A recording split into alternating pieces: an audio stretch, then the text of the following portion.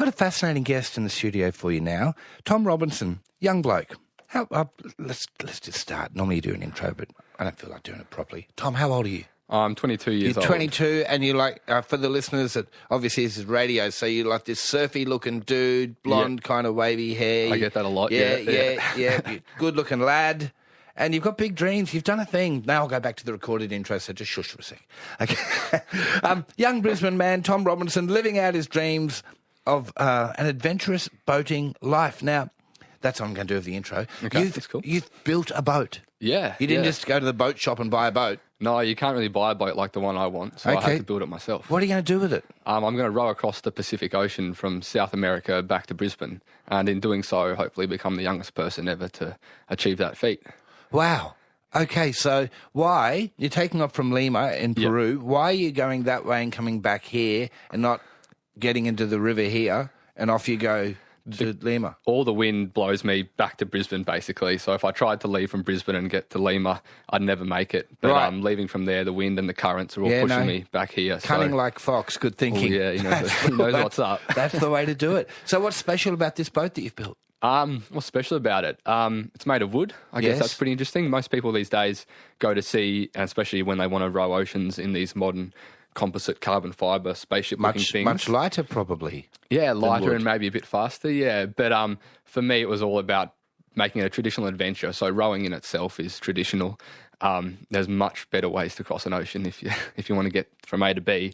Yeah, look, I don't mean to be rude, but I've been on cruise ships and they have buffets. It's lovely. Oh, it sounds awful, doesn't it? But no, I love that you're doing this. So where did this idea come from?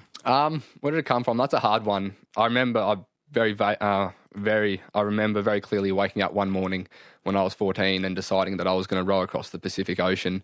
I think I'd been into rowing for a while by then. Yeah. I was quite into adventure and I needed a goal in life, I guess. Okay. And so I decided the Pacific Ocean was what it was going to be. Right. Yeah. Of all the things, you didn't go, might just row across to Tangalooma, because I got to tell you, I would need a lie down after that, right? That would be enough for me. And for most people listening going, Tom, come on, brother, what do you do? But you set your goal that high right from the get-go. Yeah. And it's been a really good thing in life up until now to have that big goal. Okay. And I think it's very achievable. I think I've got what it takes to make it happen. Man, if you've been thinking about it for 8 years, you've obviously, you're not rushing into this. No. Okay, so let's talk about this. How do you prepare for that? Oh, there's a lot of work that goes into it. Even I was surprised. Okay. So you spend 6 months making the boat. That's the first thing, and that takes a while. And then there's a lot of preparation. There's working out currents and routes and islands to stop at and food, supplies, logistics, getting a boat over there, training, on and on. How will you get the boat over there? It's going in a 40-foot container. Shipping container, okay. Yeah. Okay, and how long will it take for the boat to get there? About 2.5 months. And how long will it take to row home? About 9 to 12 months. Wow. Yeah. How are you paying for this? Am I paying for this? Yeah. I've been saving up since I was a kid for it, obviously. That's a lot of empty drink bottles, though, Tom. Oh, yeah, we didn't even have them when I was a kid. You couldn't do that. Okay. If only we did. But no, so I've been saving up for this, and also through sponsorship and support of people that are interested in what I'm doing, basically. Yeah, okay. So take me through it. You're going to row off from Lima. Yeah. And how long will you row before you first stop? So the first stop is the Marquesas Islands, and that's about halfway, actually. So that's probably going to be about 4 months. So that's the biggest. So that's the biggest leg without stopping. Yeah. So 4 months at sea, which would be. Now I've got to assume. Have you got a support boat? No support boat. There's no support boat. It's not like. It's just me out there, yeah. If I wanted a support boat, that'd be a whole different thing and make the whole adventure cost 5 times as more. And it's quite a simple endeavour, really. I've got to tell you, if I'm going to row across the Pacific, I'm going to think to myself, I'm probably going to need a hand at some point, and I'm going to want someone sympathetic to toss me a bottle of water from time to time. So you're self-contained. You're eating, living, sleeping. Yeah, I've got everything on the boat for 4 months at a time, yeah. All right, the people listening here right now are going, how big is this boat? It's 24 feet, which is 7 metres, and it's 2 metres wide. Okay. So it's not tiny. It's not a dinghy. When you say you're rowing across an ocean, people think of a dinghy. It's a bit bigger than that. There's a little bunk and a little place I can cook, a little gas stove. Okay. And so for me, I actually think it's quite luxurious. Okay. Yeah. Okay. So are you nuts, Tom? Am I nuts? Yeah. I don't think so. A few people have said I am, but I don't think so. I'm impressed, man. Like, I'm actually nervous for you. So even little things like when you sleep, what's the boat doing? Is it just drifting with the current? It'll just drift with the current. So I'll have the current helping me the whole way. So even when I'm asleep, I'll wake up the next day and I'll be a bit further along the path. Let's hope. Nice. Yeah. Yeah, okay. Like, geez, you'd want to get your currents right. Oh, yeah, definitely. So you've done all the study of that? Yeah. Okay, yeah, what have you got for safety? Have you got a satellite phone? Yeah. So I've got satellite phone, EPIRB, VHF radio, AIS transmitter, tracker. I've got all the sort of modern things that most yachts would have out there. Okay. So I'll be very safe. Yeah. You think so? Okay, great. Hang on, text message just come in from someone who did not sign their name, and that's completely cool. But if you get in contact with me, I love to know the names and where you're from. So, but someone has texted on 0467922612, and the question is, that sounds like a long journey. Does Tom have a significant other currently, and how will that work? Wow. Okay. Oh, that's a touchy subject. Oh, is it, Tom? Yeah, there is a significant other. I'm here for you, brother. Oh, God, I don't know. I always get asked this question. I never know the answer. Okay. Who It's knows? tough, though. Like, people will miss you. You will miss people. And Yeah, have you definitely. thought about your mental processes as you go through this? Have you thought about, just... When I'm out there? Yeah. Yeah, it'll be interesting. I've spent a bit of time on my own at sea, but not great lengths like that. And so far, I've enjoyed every minute of it. Okay. And I think that, I think I'll be quite at peace with myself really out there. Okay. Yeah. You say you've spent some time at sea on your own. How long? What's the longest thing you've done so far? Let me think. I went rowing up to Bundaberg for 10 days when I was in high school. Right. That was pretty exciting. And I've done a fair bit of sailing offshore since then. How do you train for this? You do a lot of rowing, actually. Yeah. But like on the water or Yeah, so I've got the rowing boat. machine at home, because it's not the same. Yeah, I do have a rowing machine at home. It gathers dust, actually. But no, I've got the boat anchored in the river at the moment. So I've just been rowing up and down the river a fair bit. I've taken it down the bay and sea trialling and all the rest of that sort of stuff. But interestingly, a lot of people ask me about training and how much training you're doing. You think there'll be a lot that goes into it. But everyone else I've spoken to who has done a similar adventure has always said that training's not a big deal, which kind of is a bit surprising. You've got a lot of time out there to work your fitness up, I guess. Yeah, but there's no physio, there's no masseur. No. The end. No, rowing's a very low impact exercise. It's sort of good for the body. Maybe for you, fella. I'm 54.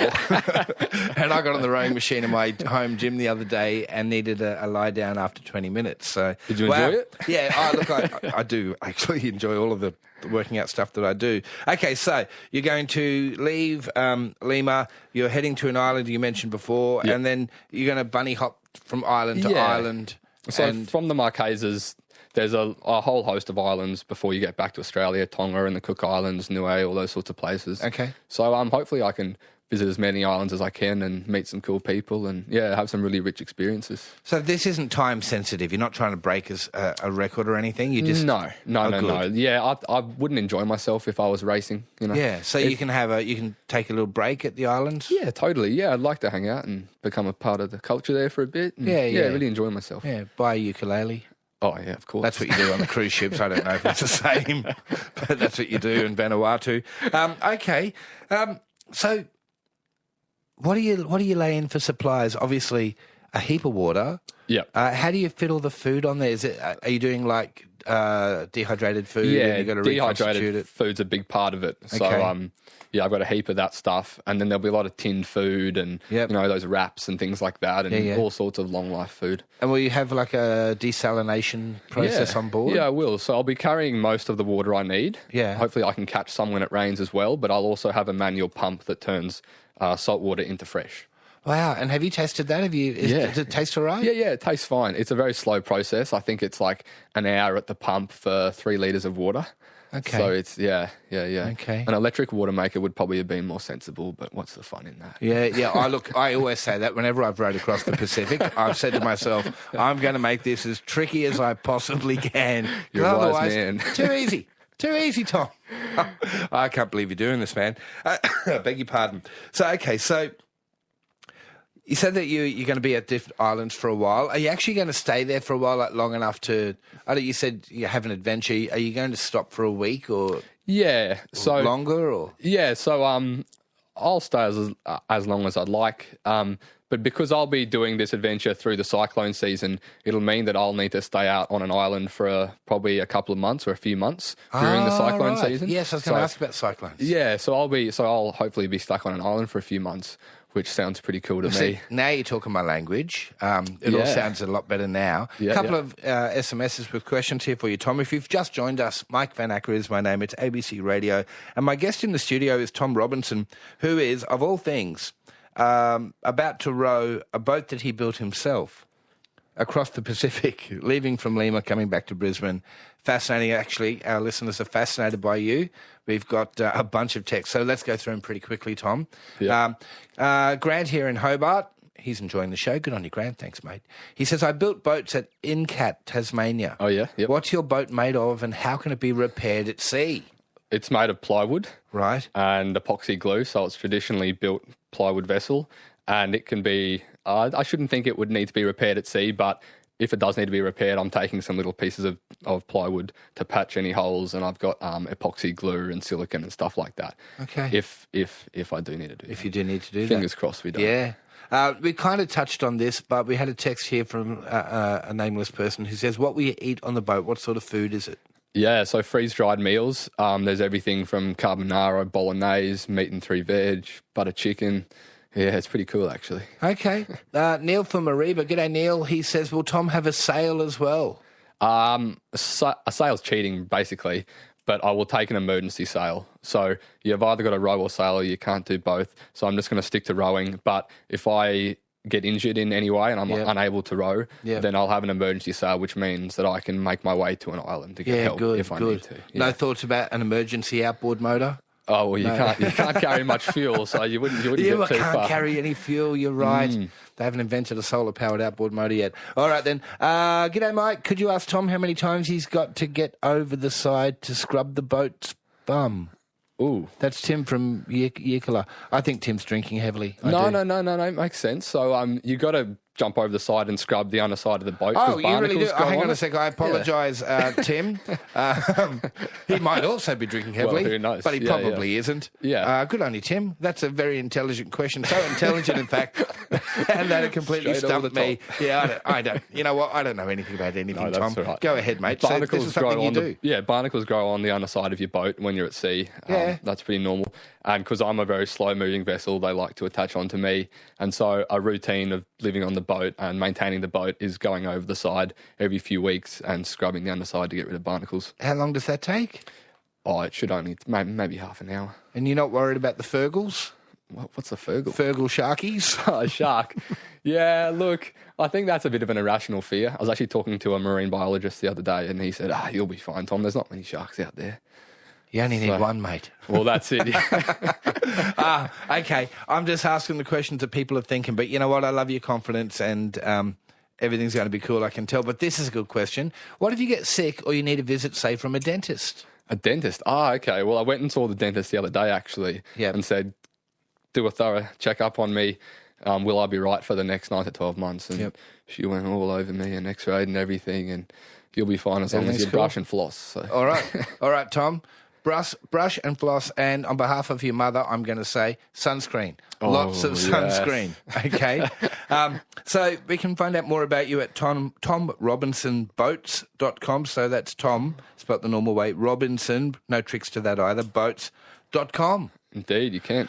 I've had the best time chatting with you, and I know our listeners have found you fascinating as well, Tom. Thank you, and good luck. Thank you very much. Cheers, mate.